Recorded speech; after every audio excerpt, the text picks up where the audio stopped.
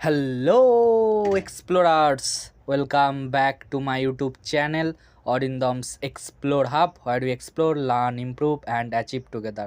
So, আজকে চলে এসেছি খুবই গুরুত্বপূর্ণ একটা স্টাডি মেটেরিয়াল শেয়ার করার জন্য।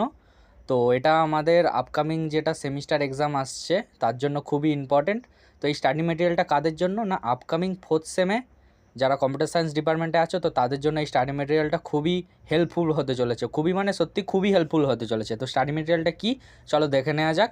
তো এখানে দেখতেই পাচ্ছ আমি কি করেছি, এটা কিন্তু পুরোটাই আমার নিজের বানানো।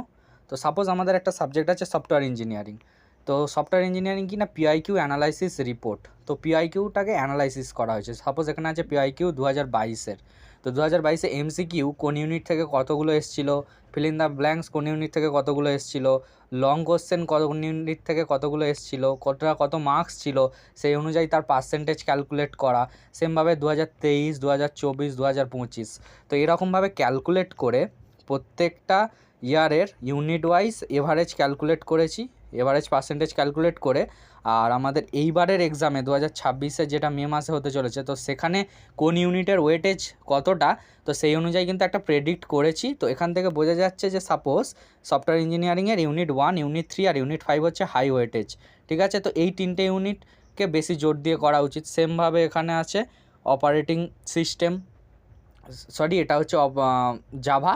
তো জাভাতেও সেমভাবে পুরোপুরি অ্যানালাইসিস করা আছে। এরমভাবে কিন্তু আমাদের 5টা সাবজেক্ট আছে, কম্পিউটার নেটওয়ার্ক, অপারেটিং সিস্টেম আর আছে ডিবিএমএস।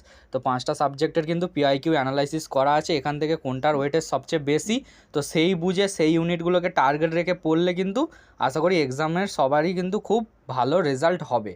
তো এটা গেল অ্যানালাইসিস রিপোর্ট। এখান থেকে আমরা দেখলাম যে কোন ইউনিটগুলোর ওয়েটেজটা বেশি এবং কোন কোন ইউনিটগুলোকে টার্গেট করবো। পুরো কিন্তু এটা একদম প্র্যাকটিক্যাল ম্যাথামেটিক্যাল অ্যানালাইসিস, মানে এখানে কোনো সেই কারচুপি ব্যাপারটা নেই যে আমি আমার মন গড়া কথা বলে গেলাম যে এই ইউনিটটা ইম্পর্টেন্ট বা এরকমই।